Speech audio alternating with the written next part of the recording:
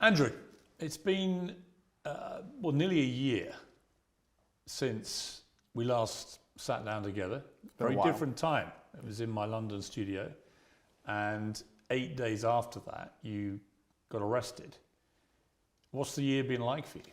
It's certainly been an interesting one. I've been constrained this entire year. I spent 93 days in a Romanian dungeon, 5 months locked in my house, and now I'm restrained within the country of Romania. So it's certainly been a turbulent time.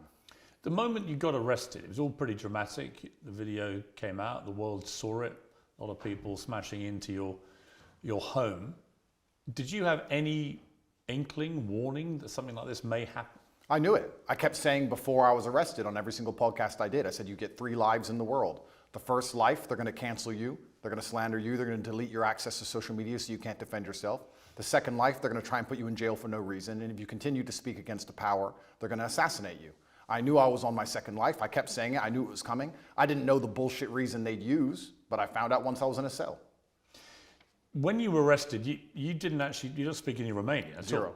And they didn't speak English to you. Correct. So you were taken to a cell. You had no idea what they were alleging you'd done.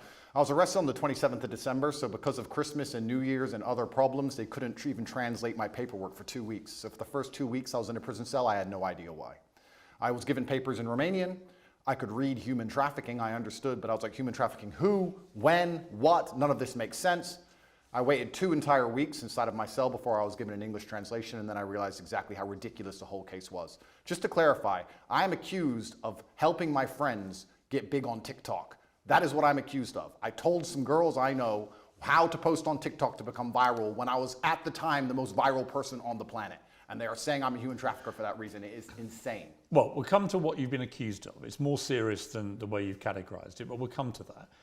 There is a lot of speculation that the reason the Romanian authorities knew that you were back, because you were en route, I believe, to Dubai for a New Year's Eve party, is that you were interacting with Greta Thunberg on social media, and you had a pizza in front of you which came from a well-known Romanian pizza store. Is there any truth to that? I don't think so. I think that they know where I was. A lot of people knew where I was, and they had instructions from higher up to teach me a lesson. I was on my second life, and that's exactly what I'm going through right now. There's an irony to your situation, because you always said the reason you came to Romania was precisely because you thought you could avoid being in this situation. Well, I loved Romania, and it's a strong Christian nation with strong traditional values. I want a life where I'm left alone by government. I don't believe in big government. I'm trying to avoid that. It felt like Romania was a place which was very safe societally, and the government was not too interested or involved in people's lives. But things change. Also, your freedom and your ability to speak the truth is heavily correlated to your insignificance. When you become large and people start listening to what you say, you soon realize you no longer have freedom of speech. And it doesn't matter where you are on the planet. If they decide you must be assassinated, you will be assassinated. You in jail, what was that like? Romanian jail is not English jail. Describe it. What was the cell like? I have to be careful what I say because I don't want to insult the Romanian justice system, which I'm still beholden to. However, it's exactly as bad as people would expect it to be.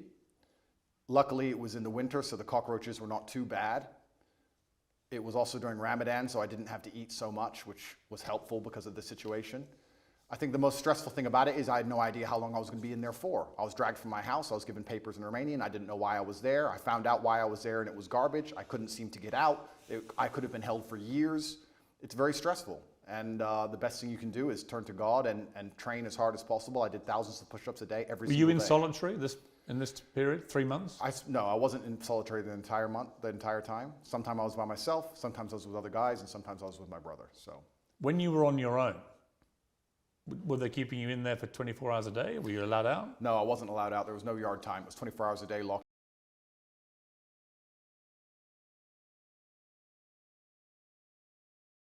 How many days did you do that for, on your own?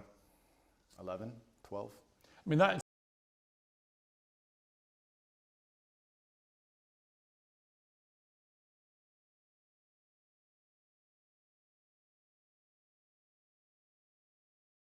what you were feeling